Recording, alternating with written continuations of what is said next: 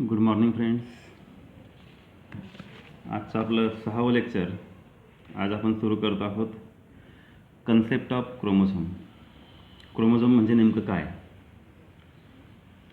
Chromosomes are nothing but the nuclear components. आपण मागे पाहिलंच की क्रोमोझोम आणि DNA च्या संदर्भात आपण चर्चा केली होती. Chromosomes are nothing but the nuclear components. As chromosomes are mainly present in the nucleus. Chromosomes कुठे असतात? They are mainly present in the nucleus. They are present in two forms, that is condensed form and disperse form. जर chromosomes हे disperse फॉर्ममध्ये असले तर त्या फॉर्मला म्हणायचं chromatin fibre. Chromatin fibres are nothing but the disperse form of the chromosomes.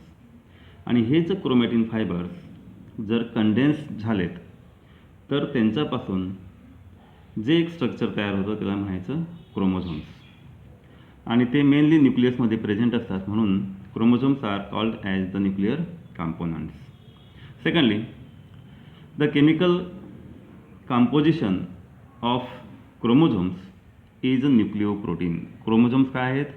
They are nucleoproteins. Basically, they are composed of two components such as nucleic acid and histone proteins. Chromosome हे दोन वेगवेगळ्या घटकांपासून तयार झालेले आहेत. त्यापैकी पहिला घटक आहे nucleic acid in the form of double stranded DNA molecule and the second component is protein.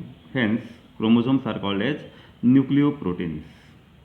The third character is chromosomes are capable of self replication.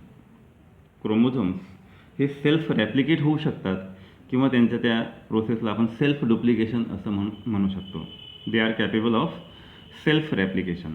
Next, chromosomes play an important role in heredity. Chromosomes हे अनुवांशिक characters carry करायला मदत करतात from one generation to next generation. They play an important role in mutations. You are well known about the term mutation. Mutation म्हणजे काय? Mutation is nothing but the sudden change in the genetic makeup of an organism. म्हणजे एखाद्या ऑर्गॅनिझमच्या genetic मेकअपमध्ये जर अचानक बदल होत असेल तर त्या बदलास आपण म्युटेशन्स असं म्हणतो.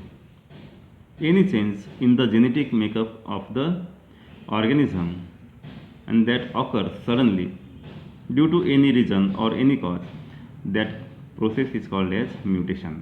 Okay. Next, they play an important role in variation. एका पिढीपासून दुसऱ्या पिढीपर्यंत ज्यावेळेस कॅरेक्टर्सचं ट्रान्समिशन होतं त्यावेळेस सर्वच कॅरेक्टर्स आपल्याला पुढच्या पिढीमध्ये दिसतात असं नाही, काही बदल पण दिसतात. आणि त्या सर्व गोष्टींना रिस्पॉन्सिबल असा जो फॅक्टर असतो तो म्हणजे क्रोमोझोम.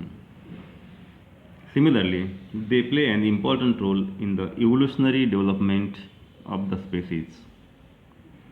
जे एका स्पेसीजमध्ये किंवा कोणत्याही स्पेसीजमध्ये जे काही इव्होल्युशनरी चेंजेस होत असतात ते सर्व या क्रोमोझोम्सच्या माध्यमातून होतात. क्रोमोझोममध्ये बदल झाला, क्रोमोझोमच्या स्ट्रक्चरमध्ये बदल झाला. If any change in the structure of chromosome, if any change in the number of chromosome, it results in the variation or change in the species. Okay.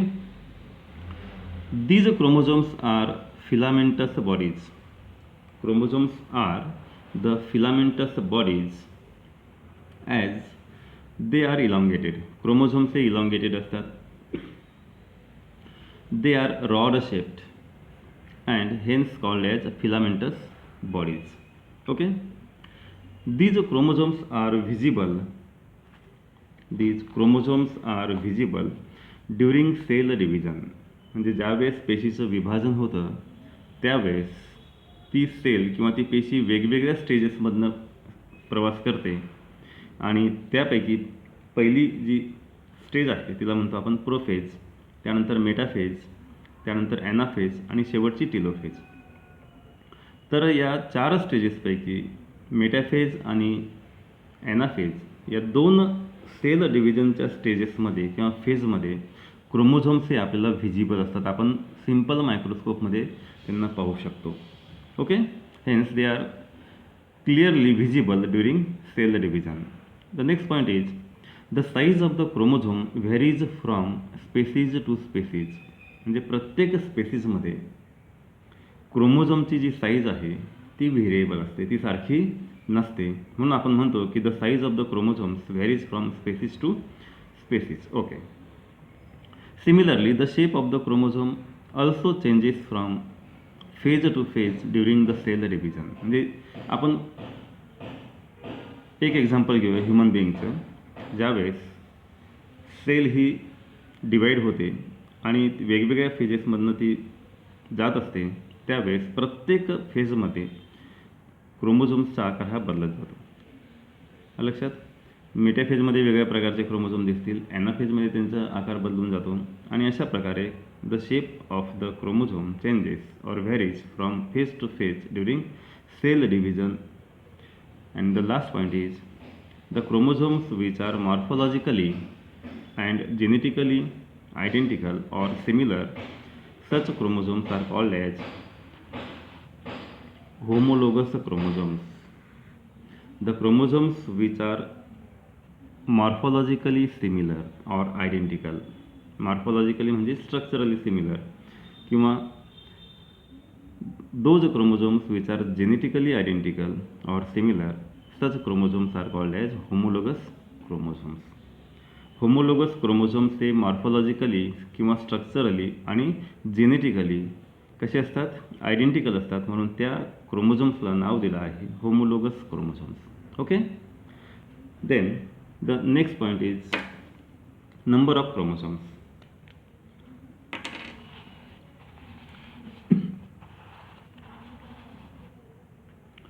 Benda and Boveri in 1887 reported that in eukaryotes the number of chromosomes for each species is constant. Benda आणि Boveri या दोन शास्त्रज्ञांनी असं म्हटलं की eukaryotic ऑर्गॅनिझम्समध्ये total number of chromosomes जो आहे प्रत्येक स्पेसीससाठी तो कॉन्स्टंट असतो.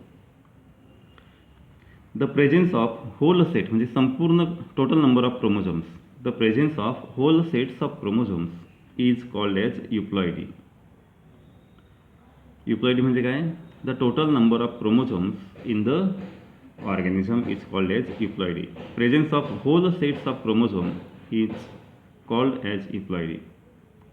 It may include single set of chromosome. तर euploidy हा म्हणजे टोटल नंबर ऑफ क्रोमोझोम्स, त्यामध्ये सिंगल सेट ऑफ क्रोमोझोम्स असेल, n नंबर ऑफ क्रोमोझोम असेल, then it is called as haploidy. काय म्हणतात त्याला? Haploidy. Or it is also known as मोनोप्लॉइडी.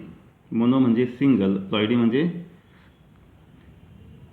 Chromosome किती सेट्समध्ये प्रेझेंट आहेत. That nature of organism is called as ploidy nature of organism. If single set of chromosome is present in the organism, then that condition is called as monoploidy, or it is also known as haploidy.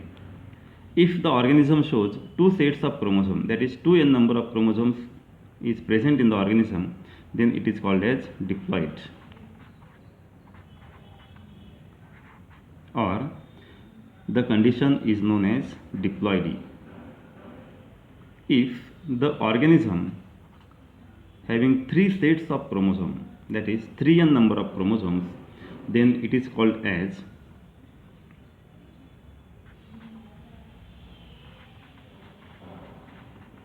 triploid, or the condition is called as triploidy.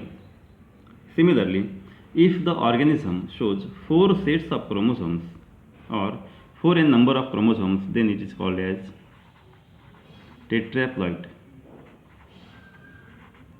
and the condition is known as tetraploidy. Okay. In other words, if single set of chromosome is present, then called as haploid or haploidy or monoploidy.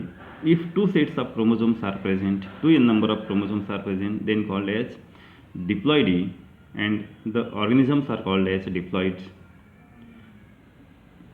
Or in other words, if more than 2 sets of chromosomes are present, 2 पेक्षा जास्त क्रोमोझोमचे sets ज्यावेळेस present असतात then the condition is called age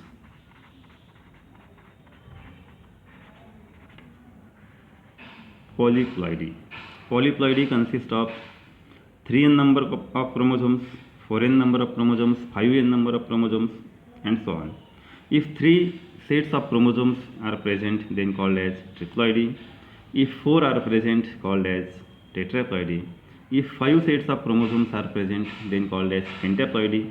And all these conditions in which more than 2 sets of chromosomes are present, then the condition is called as polyploidy. Very simple. The ploidy nature of organism, it may be haploid, it may be diploid, it may be triploid, tetraploid or polyploid. Okay, thank you.